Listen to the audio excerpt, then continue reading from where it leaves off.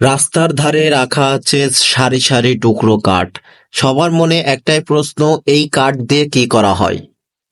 আসলে এই কাঠ দিয়ে তৈরি করা হয় আমাদের সেই ক্রিকেট খেলা ব্যাট। তো চলুন দেখা যাক কিভাবে ব্যাট তৈরি করে। প্রথমে একটা চারকোনা কাঠটাকে ব্যাটের আকার দেওয়া হচ্ছে এই হাতের মাধ্যমে। আমি এখন যেই জায়গাটায় আছি, এই জায়গার লোকেরা খুবই দক্ষতার সাথে প্রতিদিন ব্যাট তৈরি করে থাকেন। আপনাদের সাথে কথা বলতে বলতে ব্যাটের আকার দেওয়া কিন্তু প্রায় শেষ। এই যে দেখুন, একটা ব্যাটের আকার দেওয়া শেষ। এখন যেই কাজটা করা হচ্ছে, এটাকে মূলত ব্যাটের হাতল বানানোর কাজ করা হচ্ছে।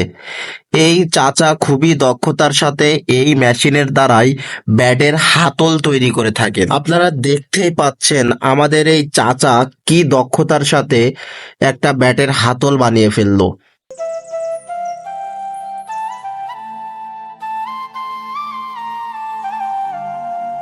ব্যাটের হাতল লাগানোর পর এটাকে ফিনিশিং দেওয়ার জন্য এই কাকার কাছে চলে আসলো।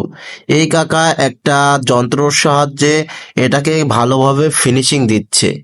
এইভাবে ভালোভাবে ফিনিশিং দিয়ে রং করে স্টিকার করে বাজারজাত করা হয়, তারপরে আমরা খেলার জন্য সেই ব্যাট কিনে নিয়ে আসি।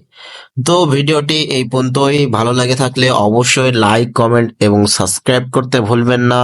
দেখা হচ্ছে নতুন কোনো ভিডিও নিয়ে। সেই পর্যন্ত সবাই ভালো থাকবেন, সুস্থ থাকবেন। আল্লাহ হাফেজ।